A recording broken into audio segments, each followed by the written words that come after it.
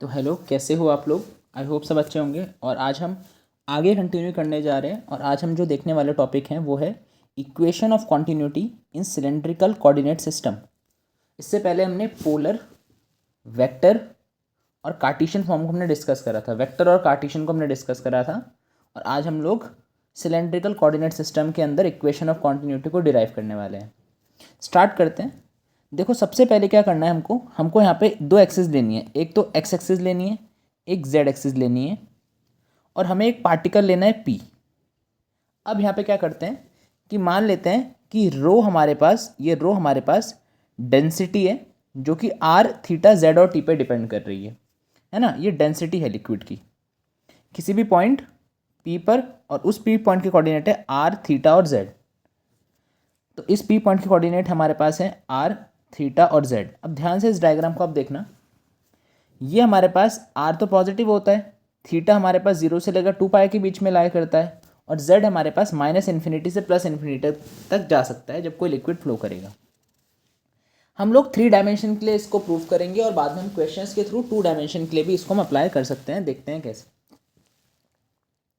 तो P point पे हमारा एक पार्टिकल है जिसकी डेंसिटी आर, थीटा और जेड पे डिपेंड कर रही है और टी पे डिपेंड कर रही है डेंसिटी, और जो पोजीशन है वो आर, थीटा और जेड है।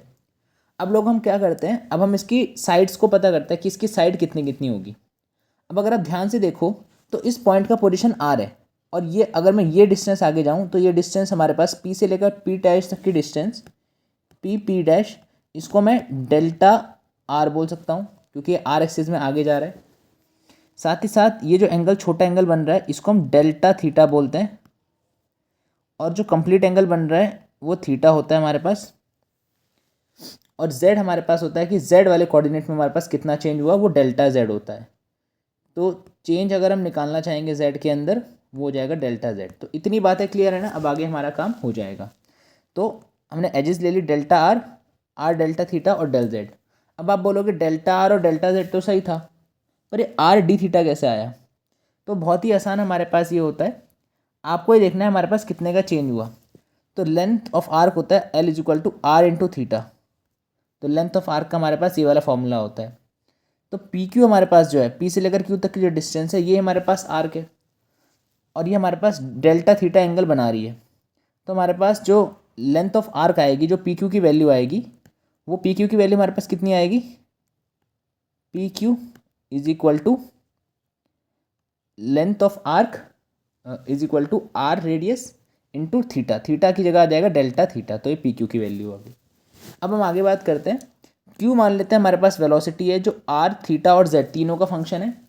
और आर, थीटा, जेड में से हम आर वाले कोऑर्डिनेट की वेलोसिटी को यू, थीटा वाली वेलोसिटी को वी और डब्ल्यू वाली वेलोसिटी को, मतलब जेड वाली वेलोसिटी को डब्ल्यू मान लेते हैं। यहाँ पे यू वी डब्ल्यू आपको पता ही है, कॉम्पोनेंट्स हो गए आर, थीटा और जेड एक्सिस के अलॉन्ग रेस्पेक्टिवली। अब पहले हमें देखना है mass of fluid R direction में कितना गया। अब आप देखोगे हमारे पास कि आर डायरेक्शन में कितना गया, मास। तो मास का फॉर्मूला होता है, मैंने पहले भी बताया है, डेंसिटी इंटू वॉल्यूम, और वॉल्यूम होता है एरिया इंटू लेंथ। वॉल्यूम होता है एरिया इंटू लेंथ। लेंथ की जगह पे हम लोग किसको यूज़ करेंगे, लेंथ की जगह पे हम लोग यूज़ करेंगे वेलोसिटी को। अगर आर डायरेक्शन में है तो यू को यूज़ करना, अगर हमारे पास थीटा डायरेक्शन में तो डब्ल्यू को, ठीक है, नहीं यू वी को, और अगर जेड डायरेक्शन में है तो हम इसको यूज़ करेंगे डब्ल्यू को। तो ये ऐसे करके हम लोग इसको समझ सकते हैं। और एरिया की जगह हम क्या यूज़ कर लेंगे, एरिया की जगह आप देखते हैं कैसे इसको हमें यूज़ करना है। तो कितना मास ऑफ फ्लूइड है जो आर डायरेक्शन में फ्लो करेगा पर यूनिट टाइम, तो होगा डेंसिटी इंटू वॉल्यूम। डेंसिटी तो एज इट इज़ है, वॉल्यूम के लिए बता दिया, एरिया इंटू लेंथ करना है। और जो लेंथ होगा वो हमारे पास, उसको हम वेलोसिटी से लेते हैं एक तरीके से। तो यू तो मैंने लेंथ के लिए ले लिया, बचा एरिया। तो एरिया कितना होगा, तो एरिया हमारे पास होगा R del theta del Z. अब ये वैल्यू कैसे आई, देखो अगर आपको आर डायरेक्शन में चाहिए तो आप आर से मल्टीप्लाई करो और डेल थीटा और डेल जेड ले लो, डेल्टा आर को मत लो। तो ये इसका शॉर्ट तरीका होता है याद रखने का। तो आर एक्सिस में इतना हमारे पास मास ऑफ लिक्विड एंटर करेगा। अब कितना हमारे पास फ्लूइड जो है वो बाहर निकलेगा यूनिट टाइम के अंदर। तो आपको पता है कि ऊपर वाला जो है rho U R del theta del Z है, इसको मैंने F R theta Z T बोल दिया। अब हमारा कितना लिक्विड बाहर निकला, तो जितना एंटर करा उतना ही बाहर निकलेगा एक तरीके से। इसको हम आगे भी यूज़ करेंगे। तो आर में देखो चेंज हुआ, इनिशियली तो हमारे पास जेड से लेकर पी तक का डिस्टेंस आर था, फिर पी से पी डैश तक और आगे गया डेल्टा आर।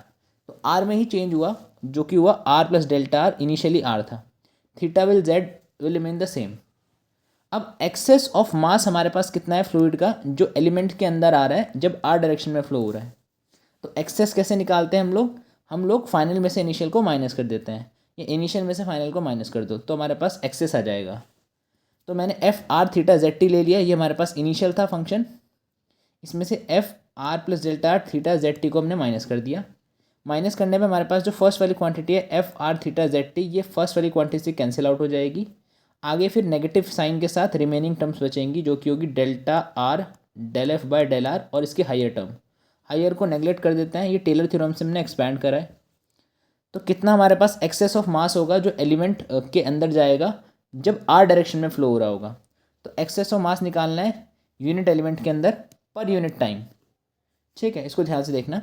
अब हमारे पास कितना हो जाएगा, देखो ये हो जाएगा, नेगेटिव साइन तो था यहाँ पे, और delta R del F by del R, तो ये del F by del R है हमारे पास। तो ऐसा हमने निकाल दिया एक्सेस ऑफ मास कितना फ्लो करा। अब यहाँ पे बात क्या है कि एफ फंक्शन क्या था, देखो F function R plus delta R theta Z T था हमारे पास फंक्शन, ये फिर फंक्शन था आर थीटा जेड और टी। तो हम लोग यहाँ पे करेंगे, हम यहाँ पे एफ की प्लेस पे रख देंगे आर थीटा जेड और टी, हम यहाँ पे पुट कर देंगे वैल्यूज़ को। अब फिलहाल बात यहाँ पे ये आती है कि एफ हमारे पास जो फंक्शन एक्चुअल में है वो हमारे पास होगा कितना। तो एफ फंक्शन हमने निकाला था हमारे पास यहाँ पे, एफ जो फंक्शन था वो था rho U R del theta del Z. तो हमने rho U R del theta del Z हमने रख दिया, ये मल्टीप्लाई का साइन यहाँ पे मौजूद है। अब कॉमन क्या क्या आ रहा है, देखो आर के रेस्पेक्ट में पार्शियल डेरिवेटिव हो रहा है, तो आर को छोड़ के बाकी सारे हमारे पास कांस्टेंट होंगे, और डेंसिटी भी आर का फंक्शन है, क्योंकि डेंसिटी भी हमारा किस पे डिपेंड करता है, आर थीटा जेड और टी पे डिपेंड करता है।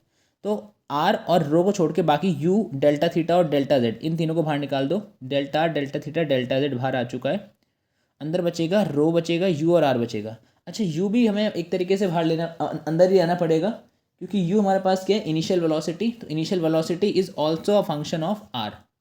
ठीक है, initial velocity is also a function of R. अब हम आगे क्या करेंगे, आगे हम इसको एज इट इज़ छोड़ देंगे, तो माइनस का delta R are del theta, देखो मैंने आर से मल्टीप्लाई करना है, आर से डिवाइड करना है, जिससे हमारे पास एक पैटर्न बन जाए। बाकी हमारे पास जो ब्रैकेट के अंदर है वो rho U R as it is रहेगा, इसको इक्वेशन नंबर 1 बोल देंगे। ये वो मास है हमारे पास जो आर डायरेक्शन में फ्लो कर रहा है।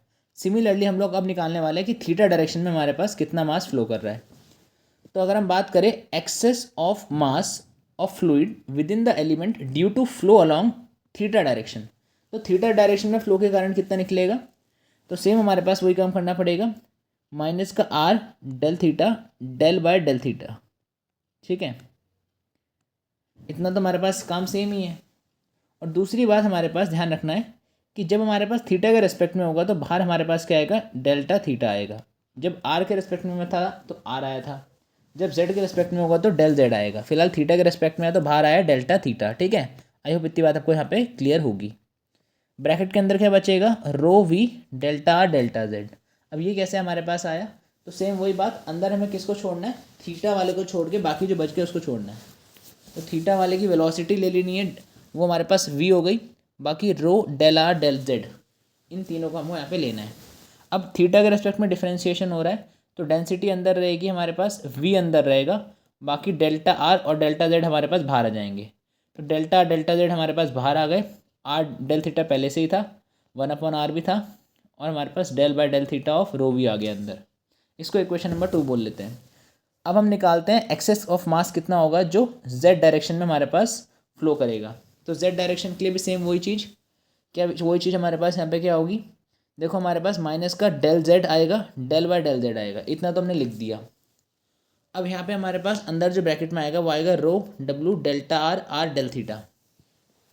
अब ये हमारे पास कैसे आया, देखो रो तो रहेगा ही रहेगा, अब हम यहाँ पे डब्लू ले लेंगे, और हमारे पास जेड वाले को छोड़ के बाकी आ जाएगा, तो डेल्टा आर आ जाएगा, और आर डेल्टा थीटा भी हमारे पास आ जाएगा। डेल जेड के रेस्पेक्ट में डेरिवेटिव हो रहा है, तो आर हमारे पास कांस्टेंट है वो बाहर आएगा, डेल थीटा भी बाहर आएगा, रो हमारे पास अंदर ही रहेगा, डब्लू अंदर ही रहेगा।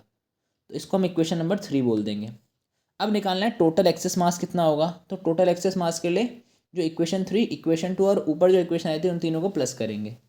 ठीक है, तो कितना आएगा, वो आएगा हमारे पास माइनस का delta R are del theta del Z.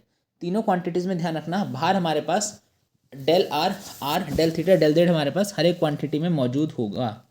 ठीक है, delta R del theta del Z इसमें भी है, इसके ऊपर वाले में भी है और उसके ऊपर वाले में भी है। सिमिलरली सबसे पहली क्वांटिटी आई थी del by del R rho U R, दूसरी क्वांटिटी आई है 1/r del by del theta rho V, और तीसरी क्वांटिटी आई है del by del Z rho W, third equation से जो आई है।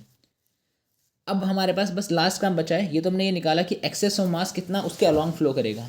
अब हम ये निकाल रहे हैं कि एलिमेंट के अंदर विद इन एलिमेंट हमारे पास कितना मास फ्लो करेगा, तो वो होगा रो डेल आर डेल थीटा और डेल जेड।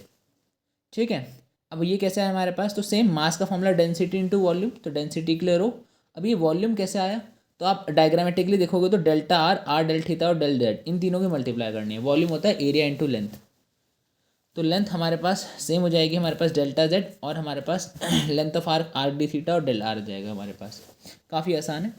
अब ऊपर जितना मास ऑफ फ्लो हमारे पास, जितना लिक्विड का मास फ्लो करा विद इन द एलिमेंट, उतना ही हमारे पास मास ऑफ फ्लूइड होगा विद इन द एलिमेंट। तो rate of increase in mass of liquid flow कितना होगा, तो हम रेट कैसे निकालेंगे, कितनी स्पीड से इंक्रीज कर रहा है। तो हमारे पास जो डेंसिटी आई है उसको हम टाइम के रेस्पेक्ट में पार्शियल डेरिवेटिव कर लेंगे, लिख देंगे, ये हमारे पास रेट कहलाएगा।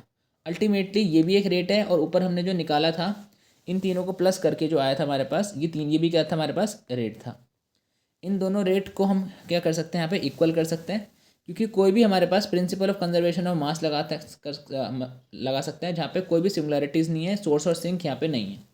मतलब ऐसा नहीं हो रहा ना लिक्विड अंदर बाहर बहुत ज़्यादा जा रहा है, तो एक तरीके से कॉन्टिन्यूस फ्लो टाइप का है, तो कंजर्वेशन ऑफ मास यहाँ पे ऑबे हो रहा है। तो del rho by del T अगर हम बात करें, delta rho by delta T, del R del theta del Z, ये तो हमारे पास ये आ गया rate of increase of mass of fluid within an element, is equal to minus का delta R del theta del Z आएगा, और बाकी ब्रैकेट के अंदर ये पूरी की पूरी क्वांटिटीज हमारे पास आएंगी। अब अगर मैं यहाँ पे लेफ्ट हैंड राइट वाली क्वांटिटीज़ को पूरा लेफ्ट की तरफ लिया हूँ, तो हमारे पास ये जो क्वांटिटी बनेगी वो del rho by del T बनेगी, plus del by del R rho U R बनेगा, plus 1/r del by del theta rho भी बनेगा हमारे पास। और यहाँ पे आपको समझने वाली बात ये है, plus del by del Z rho W equal to 0। तो देखो आपको यहाँ पे सिंपली दिख रहा होगा कि आपने कुछ नहीं करा, आपकी जो ब्रैकेट के अंदर वाली क्वांटिटीज़ हमारे पास होंगी वो कैंसिल हमारे पास हो जाएंगी बाहर वाली क्वांटिटीज़ के साथ, और बाकी हर एक क्वांटिटी से हमारे पास delta rho by delta T क्या हो जाएगा, मल्टीप्लाई हो जाएगा। So this is equation of continuity in cylindrical coordinate system. ठीक है, तो ऐसे हम लोग इस क्वेश्चन को यहाँ पे सॉल्व कर सकते हैं। अब अगर हम आगे बढ़ना चाहें तो इसमें हम एक क्वेश्चन से पहले लैग्रेंज इक्वेशन ऑफ कॉन्टिन्यूटी को समझ लेते हैं। काफ़ी आसान है, इसमें कुछ नहीं करना होता है। देखो लैग्रेंजियन इक्वेशन ऑफ कॉन्टिन्यूटी क्या बोलता है कि एक पार्टिकल है जो पी नॉट पोजीशन पर है, उसकी पोजीशन ए बी सी है, वही पार्टिकल टी टाइम के बाद एक्स वाई जेड पे पहुंच गया। इनिशियल डेंसिटी रो नॉट है, फाइनल डेंसिटी रो है। इनिशियल हमारे पास वॉल्यूम वी नॉट होगा और फाइनल वॉल्यूम वी होगा। इनिशियल हमारे पास जो पोजीशन होगी वो आर नॉट होगी, और आर हमारे पास बाद वाला रीजन होगा। इनिशियल टाइम टी नॉट होगा, बाद वाला time T greater than T not होगा। इतनी सब बात लिखने के बाद अब हम करते हैं स्टार्ट। देखो मान लेते हैं कि आर नॉट कोई भी रीजन है फ्लो फील्ड के अंदर टी नॉट टाइम पे, और पी नॉट हमारे पास पार्टिकल की रीजन आर के अंदर पोजीशन है। अब अगर हमारे पास ए बी सी पोजीशन है फ्लूइड पार्टिकल की, और लेट रो नॉट हमारे पास डेंसिटी है फ्लूइड पार्टिकल की किसी भी टाइम टी नॉट पर, तो मास ऑफ कितना infinitesimally element containing P not is given by, तो कितना मास होगा एक इन्फिनिटेसिमल एलिमेंट का। ठीक है, वो कैसे दिया जाएगा, तो मास देने का तरीका क्या हमारे पास होता है डेंसिटी इंटू वॉल्यूम। तो डेंसिटी हो गई रो नॉट और वॉल्यूम हो गया डेल्टा वी नॉट। अब डेल्टा वी नॉट हमारे पास क्या है, वॉल्यूम कैसे निकलता है, तीनों साइड की मल्टीप्लाई करके, एरिया इंटू लेंथ करके। तो delta A delta B delta C इन तीनों से हम इसका कर लेंगे मल्टीप्लाई, तो हमारे पास एक इन्फिनिटेसिमल एलिमेंट की क्या आ जाएगी, हमारे पास मास इक्वेशन आ जाएगी एक तरीके से, जहाँ पे हमने मास निकाला है। अब लिखा है कि कुछ फ्लूइड पार्टिकल हमारे पास जो आर नॉट में थे, ठीक है, फ्लो की वजह से आर हमारे पास एक नया रीजन बना T greater than T not पे, जिसके अंदर सेम फ्लूइड पार्टिकल है जो आर नॉट में थे। अब पी हमारे पास पोजीशन है फ्लूइड पार्टिकल की, पी नॉट रीजन है आर का, उसका सेंट्रल पोजीशन जो है एक्स वाई जेड है। रो हमारे पास डेंसिटी है फ्लूइड पार्टिकल की, तो mass of infinitesimal element containing rho is given by. तो इन्फिनिटेसिमल एलिमेंट का जो मास होगा रो, वो कैसे दिया जाएगा, मास होगा डेंसिटी इंटू वॉल्यूम, तो रो इंटू डेल्टा वी। बाद वाली पोजीशन में देखो रो लेना है और डेल्टा वी लेना है, और rho delta x delta y delta z हमारे पास इस चीज़ को ले लेना है। ठीक है, एक्स वाई जेड में वेलोसिटी। अब ये फर्स्ट और सेकंड इक्वेशन हमारे पास जो आई है, इन दोनों इक्वेशंस को हम लोग क्या कर देंगे यहाँ से इक्वेट कर देंगे, ठीक है, क्योंकि सेम बातें हमारे पास बोल रही हैं। तो प्रिंसिपल ऑफ कंजर्वेशन ऑफ मास ये बोलता है हर रीजन आर नॉट और आर में वो सेम रहेगा थ्रू आउट द मोशन मास। दोनों के लिए मैंने मास निकाला सॉरी सॉरी फर्स्ट वाले केस के लिए जो मास की वैल्यू आई थी वो रो डेल्टा वी नॉट आई थी, सेकंड वाले के लिए रो डेल्टा वी आई थी। अब हम क्या करेंगे, अगर हमें यहाँ पे ये चाहिए होगा कि मास सेम है तो रो, देखो अब D A D B D C, यहाँ पे हमारे पास तीन चीज़ें हैं, तो ट्रिपल इंटीग्रेशन करना पड़ेगा आर नॉट रीजन में, और rho delta x delta y delta z, ये भी तीन चीज़ें हैं हमारे पास, तो इसको भी ट्रिपल डेरिवेटिव करना, इंटीग्रेट करना पड़ेगा आर के रेस्पेक्ट में जो रीजन है उस रीजन के अंदर। सिमिलरली आप आगे क्या करेंगे इसके अंदर, अगर आप देखो यहाँ पे तो कैलकुलस की एक थ्योरम होती है, तो कैलकुलस की थ्योरम क्या बोलती है कि D V equal to J into V naught. तो हमारे पास जो वॉल्यूम में चेंज होगा वो होगा Jacobian multiplied by initial volume. अब जैकोबियन क्या होता है उसको समझने के लिए पहले ये देखो, अगर हमें एक्स वाई जेड का जैकोबियन निकालना है ए बी सी के रेस्पेक्ट में, तो एक्स वाई जेड को पहले आप हर एक कॉलम में लिख दो, तो पहले वाले में एक्स, अगले में वाई, अगले में जेड, फिर एक्स, फिर वाई बाई जेड, फिर X plus Y plus Z, फिर ए बी सी के रेस्पेक्ट में पार्शियल डेरिवेटिव करना है, तो पहले ए के रेस्पेक्ट में कर लो पार्शियल डेरिवेटिव पूरी लाइन में, फिर बी के रेस्पेक्ट में, एंड देन सी के रेस्पेक्ट में, तो ये जैकोबियन मैट्रिक्स बनती है हमारे पास। तो अगर हम इसी जैकोबियन की वैल्यू का D V equal to J V naught की वैल्यू उठा के अगर मैं थर्ड इक्वेशन में रख दूँ तो हमारे पास क्या दिखेगी यहाँ से वैल्यू, तो डी वी को मैंने किससे रिप्लेस करना है, जे इंटू वी नॉट से रिप्लेस करना है, तो डी वी की जगह जे इंटू वी नॉट लिख दिया, बाकी आर को हमने यहाँ पे आर नॉट से रिप्लेस कर दिया हमारे पास, क्योंकि इनिशियल आर नॉट था, और यहाँ पे रो नॉट हमारे पास आ जाएगा। तो रो नॉट रो जे हमारे पास डी वी नॉट हमारे पास कैसे आया है ये, तो देखो रो नॉट की वैल्यू हमने रो इंटू जे डाल दी, मैंने बताया आपको रो की वैल्यू रो इंटू जे होती है, ठीक है। रो नॉट हमारे पास ऐसे रहेगा rho into J, D V not होता है J into D V not. अब यहाँ से हमारे पास ज़रूरी बात जो समझने की है वो ये है कि जैसे मैं इस पूरी क्वांटिटीज़ को लेफ्ट की तरफ लाऊंगा तो डी वी नॉट तो दोनों में सेम है, तो रो नॉट माइनस रो जे आएगा, और आर नॉट हमारे पास कोई भी आर्बिट्ररी रीजन है फंडामेंटल थ्योरम कैलकुलस से, रो नॉट माइनस रो जे हमारे पास ये हो जाएगा जीरो, तो rho J equal to rho not हमारे पास हो जाएगा कांस्टेंट। तो ये हमारे पास लैग्रेंजियन इक्वेशन ऑफ कॉन्टिन्यूटी हमारे पास यहाँ पे गिवन है, this is Lagrangian equation of continuity. तो rho J equal to J not is equal to constant. अब हम इसी का इंटर कन्वर्जन देखने वाले हैं। अगर मैं यहाँ पे देखूँ आपके सामने, तो जैकोबियन क्या होता है ध्यान से देखना, जैकोबियन एक फंक्शनल डिटर्मिनेंट होता है। तो अगर हमें किसी भी matrix X Y, X with respect to A, Y with respect to A, X with respect to B, Y with respect to B partial derivative, तो इक्वल हो गए X A X B, Y A Y B के। तो चाहे मैं x ए और Y को कर लूँ एक साथ पहले रो में, या x a y x b को कर लूँ, तो एक ही आंसर आता है del x y upon del a b, जिसके रिस्पेक्ट में कर रहे हो नीचे आएगा। नेक्स्ट हम क्या करेंगे, नेक्स्ट हम देखेंगे अगर हमारे पास कोई भी एलिमेंट है d x d y Cartesian में, तो पोलर फॉर्म होगा थीटा, एंगल बनेगा डी थीटा, इस पॉइंट का नाम होगा हमारे पास डी आर, और इसकी जो लेंथ होगी सॉरी डी आर, और आर इंटू डी थीटा हमारे पास क्या मिलेगा, इसका एरिया मिलेगा एक तरीके से।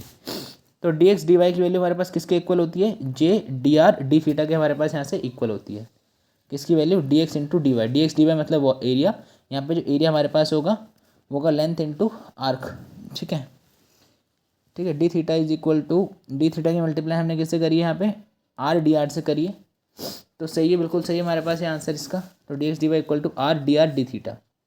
अब आगे बात करें, ट्रांसफॉर्मेशन जो होता है वो प्रॉपर होती है अगर जैकोबियन नॉन जीरो आ जाए तो ट्रांसफॉर्मर प्रॉपर कहलाती है, और हम x equal to r cos theta, y equal to r sine theta का यूज़ कर सकते हैं, ठीक है। बाकी आइलर आइडेंटिटी भी होती है, delta J by delta T is equal to Jacobian of grad Q. अब हम क्या करेंगे, अब हम यहाँ पे equation of continuity in Lagrangian and Eulerian form, इनको हम लोग यहाँ पे डिराइव करने वाले हैं। Equation of continuity in Lagrangian and Eulerian form, तो लैग्रेंजियन से आइलेरियन कैसे कन्वर्ट करेंगे, पहले लैग्रेंजियन को लेके चलो। तो लैग्रेंजियन फॉर्म के अंदर रो जे इक्वल टू रो नॉट आएगा जो कि कांस्टेंट है। भाई रो नॉट क्यों लिया, क्योंकि लैग्रेंजियन में हमारे पास इनिशियल फंक्शन जो होता है वो टाइम का होता है, तो रो नॉट हमारे पास क्या हो गया, कांस्टेंट हो गया। अब जैकोबियन कैसे लिखना होता है कि हमारे पास ऊपर होता है partial derivative x y z, नीचे आता है ए बी सी के रेस्पेक्ट में। अब हम डिफरेंशिएट, अगर फर्स्ट इक्वेशन को डिफरेंशिएट करें रो जे इक्वल टू रो नॉट वाली को, तो रो नॉट तो कांस्टेंट है तो उसका डिफरेंशिएशन तो हमारे पास डायरेक्टली जीरो हो जाएगा, और रे जो है रो जे जो है वो डी बाई डी टी के रेस्पेक्ट में हमारे पास इसको डिफरेंशिएट करना होगा। तो यहाँ से हमें मिलेगा d by D t rho j is equal to rho j plus rho d J by D t. अभी हमने क्या करा, यहाँ पे हमने प्रोडक्ट रूल लगाया, तो पहले हमने जे को छोड़ा, डी का करा पार्शियल डेरिवेटिव, फिर रो छोड़ा हमारे पास, फिर जे का करा, इक्वल टू में जीरो रख दिया। तो आइलेरियन आइडेंटिटी हमारे पास क्या होती है, हमने ऊपर लिखी थी delta J by delta T is equal to J rho J कल क्यू। तो इसकी वैल्यू को हम क्या कर देंगे, इसकी वैल्यू को हम यहाँ पे रख देंगे रो के बाद D J by D T की वैल्यू को। तो जैसे हम रखेंगे तो D rho by D T into J हो जाएगा, और हम यहाँ पे rho J delta J by delta T की वैल्यू को हम यहाँ पे रखेंगे जे हमारे पास grad of Q, J grad of Q ने रख दिया। और density will remain the same, यहाँ पे जो डेंसिटी थी वही डेंसिटी हमारे पास यहाँ पर भी है। अब यहाँ से हमारे पास जो नई इक्वेशन बनी है D rho by d T, और ये जे देखो हमारे पास इन दोनों में कांस्टेंट है, जे इधर भी है जे इधर भी है, तो मल्टीप्लाई में कॉमन लेके बस जीरो कर दो उसको। तो D rho by D T plus rho हमारे पास grad Q is equal to zero. जब हमने कन्वर्ट कर दिया किस फॉर्म में, ये हमारे पास आइलेरियन फॉर्म हो गए। अब हम इसी का उल्टा करेंगे, हम लोग आइलेरियन मान के चलेंगे और rho J equal to constant तक पहुँचेंगे। तो पहले हमने d rho by D T plus ये ले लिया हमने। इसके बाद अगर हम जे से मल्टीप्लाई करें तो हमारे पास J D rho by D T आ जाएगा प्लस ये आ जाएगा, मतलब जे से मल्टीप्लाई कर दिया। फिर आइलेरियन आइडेंटिटी से J D rho by D T हमारे पास जो एक तरीके से होगा, इसको हम डी जे रो भी बोल सकते हैं। तो यहाँ से अगर हम इंटीग्रेट करेंगे तो हमारे पास जीरो का इंटीग्रेशन कांस्टेंट हो जाएगा, तो जीरो इक्वल टू कांस्टेंट हमारे पास। This is also the equation of Eulerian to Lagrangian method. अब हमारे पास इसमें अगर हम आगे बात करें तो इक्वेशन है, इस क्वेश्चन को हम लोग यहाँ पे देख लेते हैं। तो क्वेश्चन हम ध्यान से पढ़ेंगे पहले।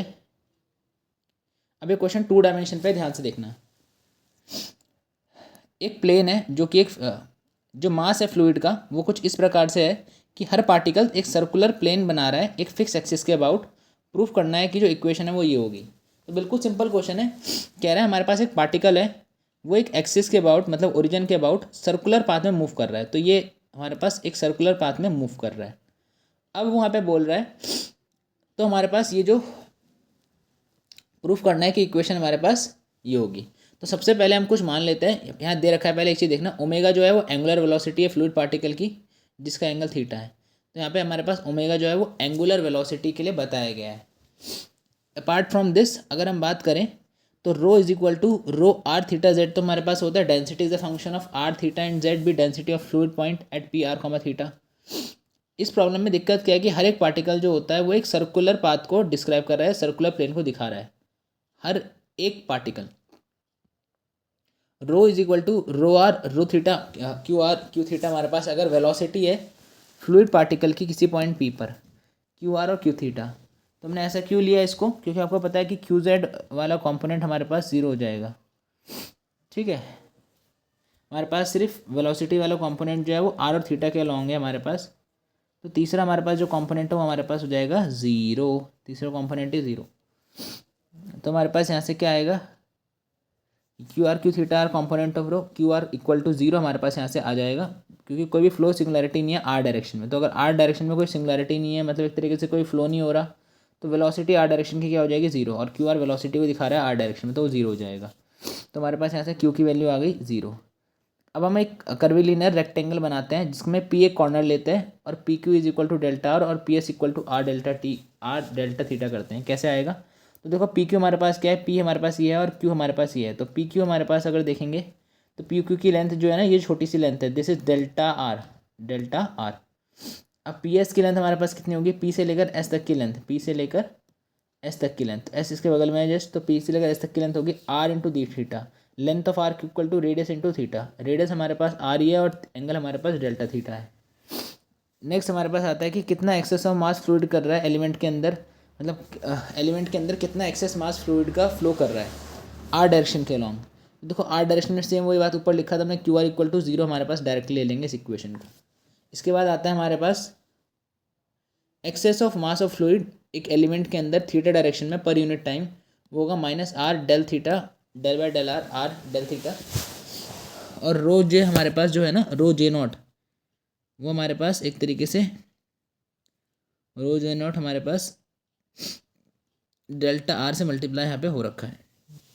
तो एक्सेस कैसे निकालते हैं, माइनस करके। तो स्टार्टिंग वाले में से बाद वाले को क्या कर दो, माइनस कर दो यहाँ से हमारे पास। तो हमें मिलेगा माइनस का are del theta by del by r del theta is equal to rho q naught delta r. ठीक, अब यहाँ से डेल्टा आर और डेल्टा थीटा हम लोग कॉमन ले लेंगे, क्योंकि आर हम थीटा के रेस्पेक्ट में डिफ्रेंशिएट करें, अंदर बचेगा रो क्यू थीटा। ठीक है, डिवाइडेड बाय बाकी सब चीज़ बाहर आएगी। आर से आर भी कैंसिल आउट हो जाएगा जब हम लोग इसको सॉल्व करेंगे, दोनों आर कैंसिल आउट हो जाएंगे। तो ये हमारे पास क्वांटिटी बचेगी। यहाँ पर अगर आप देख रहे हो तो हमारे पास डेल थीटा आराम से, और पोजीशन भी नहीं पता। ठीक है, तो आर, डेल आर और डेल थीटा हमारे पास कैसे लिखेंगे, आर से मल्टीप्लाई डिवाइड कर दिया, डेल आर डेल थीटा ऐसे रहा, del by del theta rho q naught, मतलब लेफ्ट वाले लाइन में सिर्फ आर से मल्टीप्लाई डिवाइड किया है, जिससे लेफ्ट हैंड साइड थोड़ा सिमिलरली बन जाए। Total excess of mass of fluid कितना होगा एलिमेंट के अंदर, उसकी वजह से पर यूनिट टाइम में। तो हमारे पास रहेगा माइनस का are del theta plus half del by del theta of rho q naught. ठीक है, ये हमारे पास यहाँ पे क्या हो जाएगा, टोटल इसका यूनिट मास हो जाएगा। अब अगर आप देखोगे यहाँ पे ध्यान से तो मास ऑफ फ्लूइड हमारे पास एलिमेंट के अंदर कितना होगा, rho delta R del theta. Rate of increase in mass कितना होगा फ्लूइड का, del rho by del theta R del theta. और principle of conservation of mass से हम लोग क्या करेंगे, इन दोनों वैल्यूज़ को इक्वल कर देंगे। इक्वल करने पे del rho by del t और आर डेल थीटा तो हमारे पास कुछ देगा नहीं, और बाकी ये जो दूसरी क्वांटिटीज़ हमने निकाली थी इसमें से ये माइनस करना पड़ेगा। तो यहाँ से अगर इसको मैं फर्दर सॉल्व करूँ तो D rho by d t del rho by del t plus 1/r del by del theta of rho q naught is equal to हमारे पास क्या आ जाएगा, यहाँ से 0 आने वाला है। ये कैसे आया हमारे पास, सिमिलरली देखो यहाँ से हमारे पास जब ये क्वांटिटीज़ कट जाएंगी तो देखो del rho by del t हमारे पास ये वाली क्वांटिटी बचेगी, 1/r वाली क्वांटिटी हमारे पास यहाँ पे बचेगी, del by del theta rho q naught हमारे पास किसके इक्वल हो जाएगा, 0 के इक्वल हो जाएगा यहाँ से। तो यहाँ पे एक छोटी सी बात और है, यहाँ से बस कैंसिल आउट करने में चीज़ें, ठीक है, आर डेल थीटा ये चीज़ें कैंसिल आउट करनी है और लेफ्ट में ले आना है, तो ये प्लस में आ जाएगा और सेम नीचे वाली क्वांटिटी बन जाएगी। अगर ओमेगा हमारे पास एंगुलर वेलोसिटी है तो एंगुलर वेलोसिटी हम कैसे निकालते हैं, linear velocity equal to r times angular velocity, ये हमारे पास होता है इनमें रिलेशन। जैसे v is equal to r omega होता है तो linear velocity v is equal to r times angular velocity, तो v is equal to r omega का हम लोग यहाँ पे यूज़ कर सकते हैं। तो हमारे पास जो v है उसकी जगह पे तो क्यू थीटा है तो r इंटू ओमेगा के इक्वल होगा, ओमेगा जहाँ पे एंगुलर वेलोसिटी है थीटा डायरेक्शन के अलॉन्ग। तो del o by del t हम क्यू थीटा की जगह पे क्या रख लेंगे, आर ओमेगा रख लेंगे हम लोग यहाँ पे, और थीटा के रेस्पेक्ट में हमारे पास पार्शियल डेरिवेटिव हो रहा है, तो हमारे पास यहाँ पे जो आर है वो कांस्टेंट की तरह बिहेव करेगा, तो आर हमारे पास बाहर आ जाएगा और उस वाले आर से फिर अंदर वाला आर कैंसिल आउट हो जाएगा, तो अंदर बचेगा रो ओमेगा इक्वल टू 0। तो ये हमें प्रूव करना था कि एक्चुअल इक्वेशन ये है। तो हमारे पास ऐसे इसको क्वेश्चन को करा जाता है। ठीक है, आई होप आपको समझ में आया होगा, इतनी चीज़ हमने समझी यहाँ पे, तो इसको रिवाइज करना एक बार फिर देखना। तो ऐसे हम इसको फिनिश करते हैं। इस वीडियो में इतना ही, मिलता है किसी और वीडियो में, तब तक के लिए बाय।